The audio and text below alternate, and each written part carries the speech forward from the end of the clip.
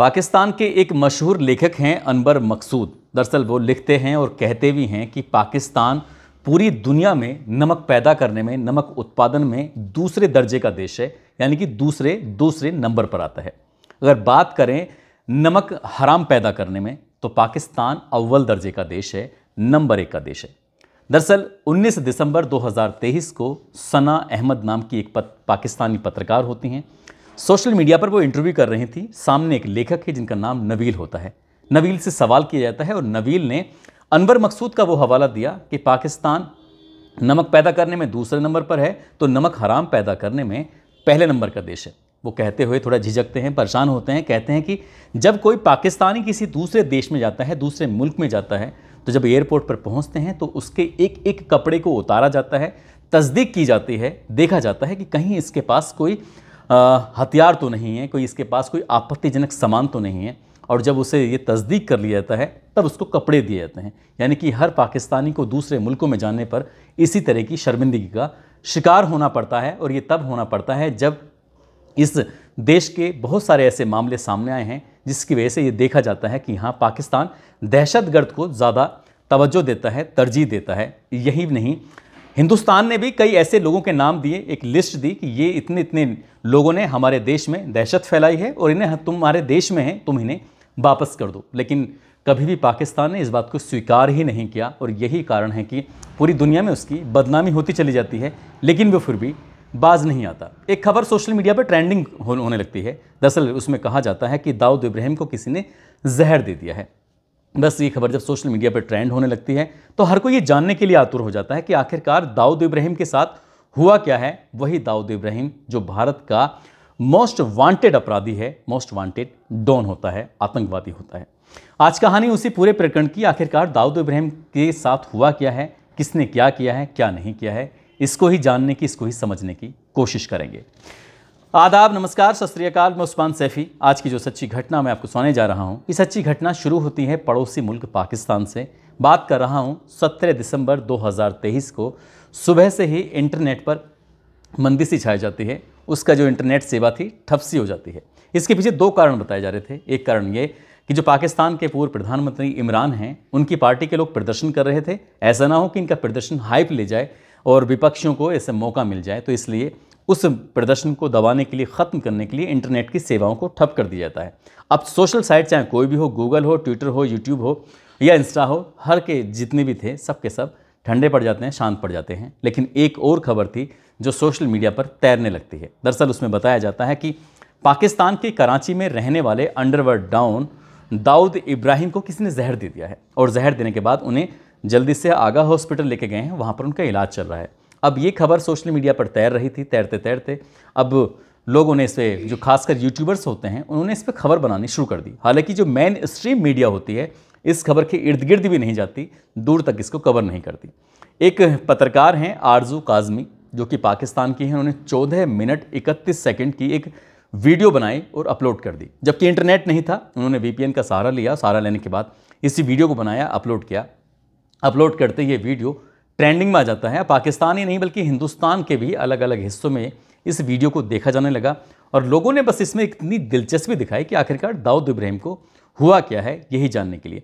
थोड़ा सा इस पत्रकार के बारे में, जिनका नाम है आरजू काजमी, इनके बारे में मैं आपको बता दूं कि इनका ये टॉप 10 वीडियो में शामिल हो जाता है। यानी कि अभी तक जो इनका वीडियो देखे गए हैं उन सभी वीडियो में टॉप 10 में ये वीडियो शामिल हो जाता है।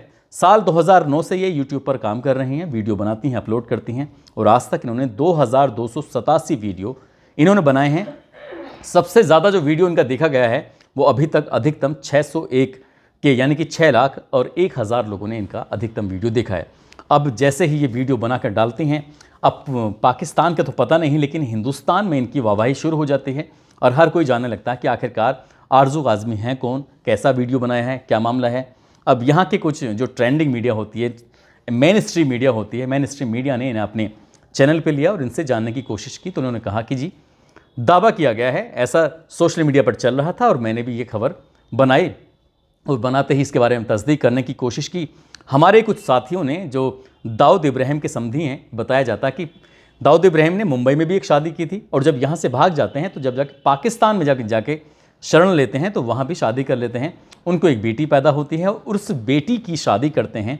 पाकिस्तान का एक क्रिकेटर होता है जावेद मियांदाद, उनका एक बेटा होता है जुनैद। जुनैद से अपनी बेटी की शादी करते हैं। और जब पाकिस्तान के मीडिया कर्मियों ने, पत्रकारों ने उस पूर्व क्रिकेटर से पूछा कि भाई तुम्हारे समधी की हालत कैसी है, किसी ने क्या उन्हें जहर दिया है, तो कहते हैं कि भाई मुझसे इस बारे में कोई बात मत करो, मैं कोई बात नहीं करना चाहता। अब ये यहाँ पर एक और बात खड़ी हो जाती है, यदि वो मना करते हैं तब फंसते हैं। उन्होंने कुछ बोला ही नहीं, इसका मतलब कुछ ना कुछ बात ज़रूर है। अब इंडियन मीडिया ने जितने भी था वो लगाना शुरू कर दिया हिसाब किताब कि आखिरकार क्या है। एक तरफ भारत के एक टीवी चैनल पर इंटरव्यू चल रहा था इनका आरजू काज़मी का, और आरजू काज़मी से लगातार सवाल किए जा रहे थे। इसी बीच में एक पत्रकार हैं अरविंद ओझा, जो कि बहुत मशहूर पत्रकार हैं, उनसे पूछा गया कि तुमने अपने सोर्स के माध्यम से ये पता करने की कोशिश की कि नहीं कि आखिरकार दाऊद इब्राहिम के साथ क्या हुआ है क्या नहीं। वो कहते हैं कि मैंने छोटा शकील से भी संपर्क साधने की कोशिश की। दाऊद इब्राहिम के जितने भी गुर्गे हैं, कई दुर्गों से, कई जो अलग अलग देशों में, अलग अलग मुल्कों में हैं, उनसे भी संपर्क करने की कोशिश की। वो कहते हैं कि बिल्कुल ठीक ठाक है, कोई दिक्कत नहीं, कोई परेशानी नहीं है, दाऊद इब्राहिम को कुछ नहीं हुआ है। दरअसल ये खबर सरासर झूठी है। अब एक तरफ झूठी करार दे दी जाता है और दाऊद इब्राहिम यानी कि वो पहली बार उसके साथ ये हादसा नहीं हुआ है।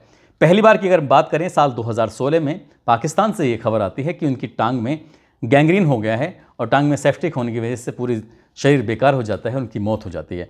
ये बात बहुत तेज़ी के साथ चलती है और बहुत तेज़ी के साथ दब जाती है। अगला साल आता है साल 2017 में, एक बार फिर से ये खबर फैल जाती है कि दाऊद इब्राहिम को दिल का दौरा पड़ गया है और दाऊद इब्राहिम मर गए हैं। बस ये बहुत तेज़ी के साथ जैसे खबर फैली थी, फिर उसी के हिसाब से खबर थोड़ी सी बैठ जाती है, दब जाती है।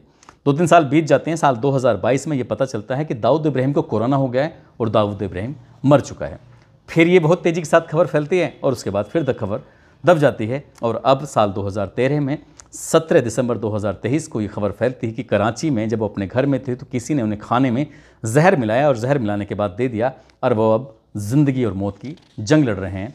अब इस बात पर कुछ लोग झुटला रहे हैं, कुछ लोग कह रहे हैं कि ये सच है। लेकिन एक और बात मैं आपको बता देना चाहता हूँ, शायद इस कहानी को, इस बात को सुनने के बाद आपको भी यकीन हो जाएगा, हो सकता है कि दाऊद इब्राहिम को वाकई जहर दिया गया हो। दरअसल दाऊद इब्राहिम की मरने की खबर सच हो सकती है या नहीं हो सकती है, इसकी पुष्टि हम इस तरह से भी कर सकते हैं कि पिछले 1 साल में पाकिस्तान में भारत के लगभग 30 दुश्मनों को मिस्टर इंडिया ने मार दिया है। मिस्टर इंडिया आपने फिल्म देखी होगी अनिल कपूर की, कि असल में मिस्टर इंडिया दिखाई नहीं देता था लेकिन वो अपना काम करता रहता था। ठीक इसी तरह से पाकिस्तान के अलग अलग हिस्सों में जिन्होंने भारत को किसी न किसी रूप में नुकसान पहुंचाया है, उनको एक अदृश्य ताकत, अदृश्य शक्ति गोली चलाती है, मार देती है। अगर हम बात करें 20 फरवरी 2023 को रावलपिंडी में बशीर अहमद पीर की गोली मारकर हत्या कर दी जाती है। कराची में 28 फरवरी 2023 को खालिद रजा की हत्या कर दी जाती है। 4 मार्च 2023 को खैबर पख्तूनख्वा में सैयद नूर शालोवर की हत्या कर दी जाती है। 1 अगस्त 2023 को कराची में सरदार हुसैन की हत्या कर दी जाती है। 8 सितंबर 2023 को पाकिस्तान के कब्जे वाला जो कश्मीर है उसमें अबू काज़मी की मस्जिद के अंदर गोली मारकर हत्या कर दी जाती है।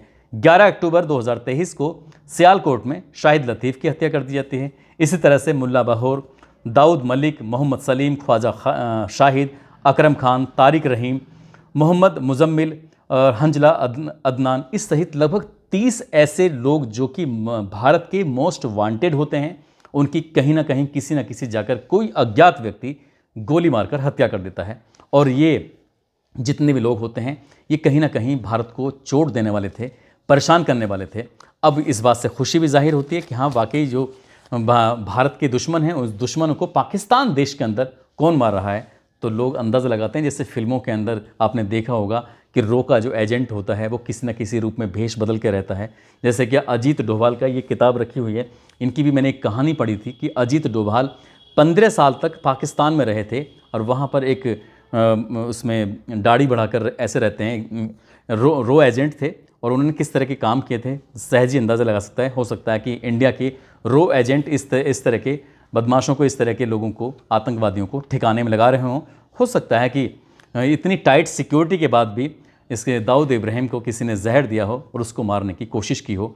अभी हालांकि ना तो पाकिस्तान सरकार इस बात की पुष्टि करने को तैयार है और शायद कभी भी इसकी पुष्टि करेगी नहीं, क्योंकि पुष्टि इसलिए नहीं करेगी, अगर पाकिस्तान ने इस बात की पुष्टि कर दी तो भारत बहुत समय से पाकिस्तान से बार बार कह रहा है कि हमें दाऊद इब्राहिम सहित इतने लोग जो हमारे देश में नुकसान पहुंचा चुके हैं, इनको हमें वापस दे दी जाए। यदि दाऊद इब्राहिम सहित बाकी लोगों को दे दिया तो ये बिल्कुल पुख्ता हो जाएगा कि पाकिस्तान ही तो दहशतगर्दों को, आतंकवादियों को पनाह देता है। इसलिए वो ईमानदारी का चोला पहनकर ये कभी भी ये शो होने नहीं देगा, साबित होने ही नहीं देगा कि कराची में या किसी अन्य जगह पर पाकिस्तान में दाऊद इब्राहिम था या नहीं था, जिंदा है या नहीं है। कभी भी ये बात शायद पाकिस्तान तो आधिकारिक रूप से इसकी घोषणा करेगा नहीं। इसलिए हो सकता है कि सोशल मीडिया पर काम करने वाले कुछ लोग भले ही चाहे अपनी कहानियों के माध्यम से इसको बताते चलें। लेकिन दाऊद इब्राहिम है कौन, इसके बारे में थोड़ा सा जानने की कोशिश करते हैं। दरअसल महाराष्ट्र प्रदेश का एक खेड़ एक जगह है, वहाँ पर एक पुलिस कांस्टेबल होता है मुंबई में, इब्राहिम कासकर। उसके घर में एक लड़का पैदा होता है जिसका नाम रखा जाता है, ये 25 दिसंबर 1955 को पैदा हुआ था, दाऊद इब्राहिम। और इस लड़के की माँ का नाम होता है अमीना बी, जो कि गृहिणी होती है। पिता इसका पुलिस कांस्टेबल होता है। जब ये स्कूल में पढ़ रहा था तो स्कूल में पढ़ते पढ़ते ही इसका मन करा कि पढ़ाई छोड़ देते हैं, और उससे बचपन से ही शौक लग जाता है किसी के साथ धोखाधड़ी करना या किसी का सामान चोरी कर लेना, मौका पाते लूट कर लेना, मौका पाते अपने कुछ साथियों के साथ मिलकर डकैती डाल लेना। जैसे जैसे धीरे धीरे बड़ा हो रहा था वैसे वैसे ये अपना इसका कद भी बढ़ रहा था और ये गैंग से जुड़ जाता है। और गैंग से जुड़ने के बाद फिर इसने बड़े काम करने शुरू कर दिए। हत्याएं भी किया करता था और लूट भी, डकैती भी, इस तरह से काम कर रहा था। लगातार इसका कद बढ़ने लगता है और इसने 1970 के आसपास अपने बड़े भाई, जिनका नाम होता है शब्बीर इब्राहिम कासकर, उनके साथ मिलकर एक गैंग बनाया और गैंग का मुखिया बना दिया अपने बड़े भाई को। लेकिन पठानों को ये बात बर्दाश्त नहीं हुई और पठानों ने इसके बड़े भाई शब्बीर इब्राहिम कासकर की हत्या कर देते हैं। इसके बाद फिर इसने अपना डी कंपनी बनाई और डी कंपनी बनाने के बाद इसने सोने की तस्करी हो या रियल एस्टेट पर कब्जा करना हो या फिर किसी भी ज़मीनों पर कब्जा करना, उस पर अपना बनाना, ये सब इसका चलता रहा। जबरन वसूली करना, रंगदारी मांगना, और सबसे ज़्यादा जो इसका मामला फेमस होता है वो होता है मादक पदार्थ, यानी कि नशीली चीज़, चाहे वो ड्रग्स हो, अफीम हो, चरस हो, गांजा हो, इस तरह की तस्करी करना और ज़्यादा से ज़्यादा पैसे उतारना। समद खान एक व्यक्ति होता है, उसकी हत्या कर दी जाती है और उस हत्या में दाऊद इब्राहिम का नाम सामने आता है। तो साल 1986 में ये मौका पाते ही मुंबई से सीधा दुबई भाग जाता है और दुबई भागने के बाद फिर वहीं से बैठकर ये अपना पूरा नेक्सस चला रहा था। अब मुंबई के अंदर इसके जो गुर्गे होते हैं वो काम करना शुरू कर देते हैं। अलग अलग गुर्गे थे और इसी हिसाब से इसके साथ जुड़ जाते हैं लगभग 5000 सदस्य, जो किसी को भी मारने के लिए तैयार हो जाते हैं और किसी दाऊद इब्राहिम के लिए कभी भी गोली खाने के लिए तैयार हो जाते हैं। इसी तरह से लगातार इसका लंबे समय से चल रहा था। अब चाहे कोई फिल्मी हस्तियाँ हों या उद्योगपति हों, कोई भी हो, अब अगर दाऊद इब्राहिम ने किसी से कुछ बोला कि मुझे इतना माल चाहिए, इतना पैसा चाहिए, ज़मीन चाहिए, घर चाहिए, तो किसी की क्या बिसात कि दाऊद इब्राहिम की किसी भी बात को टाल सके। ऐसे ही लगातार चलता चला जाता है और साल 1993 की बात है।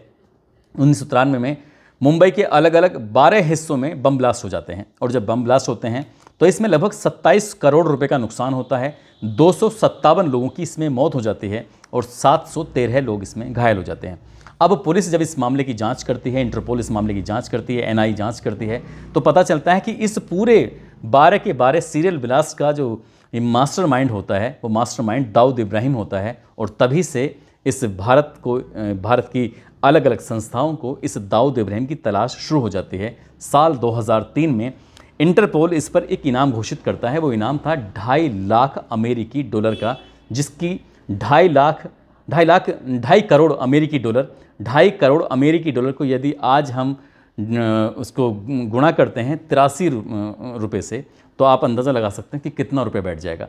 दरअसल इतना रुपया कि किसी भी देश का भला हो सकता है। पाकिस्तान अगर वाकई अपना भला चाहता है तो वो कराची में जहाँ भी कहीं छुपा हुआ है दाऊद इब्राहिम, इसको भारत के हवाले कर दे और इतना मोटा इनाम है, आराम से लेके वो अपने कर्जा भी उतार सकता है और अपना रुतबा ही बढ़ा सकता है। लेकिन पाकिस्तान शायद ऐसा करेगा नहीं, क्योंकि उसको दहशतगर्द फैलाना है, उसको गलत काम करने हैं, और भले ही चाहे उसके कितने भी पाकिस्तानियों की किसी भी देश में जाने के बाद कपड़े उतरवाए जाएँ, चाहे कितने भी बेइज्जती हो, ऐसा हो ही नहीं सकता कि वो अपनी हरकतों से बाज आ जाए। अब कभी ये सच सामने आएगा या नहीं आएगा, या ऐसे ही 2-3 साल के अंतराल पर दाऊद इब्राहिम के अलग अलग तरीके से मरने की खबरें आती रहेंगी? क्या हो सकता है कि दाऊद इब्राहिम के जो गुर्गे हैं सिर्फ एक मुखौटा लेकर दाऊद इब्राहिम के नाम का घूम रहे हैं, ताकि आज भी उसके नाम से वसूली की जा सके, आज भी उसके नाम से जो धंधे हैं वो चल सकें? ये कितनी सच्चाई है, कितनी नहीं है, ये तो खैर भारत की जांच जो करने वाली एजेंसियां हैं वो ही बता सकेंगी।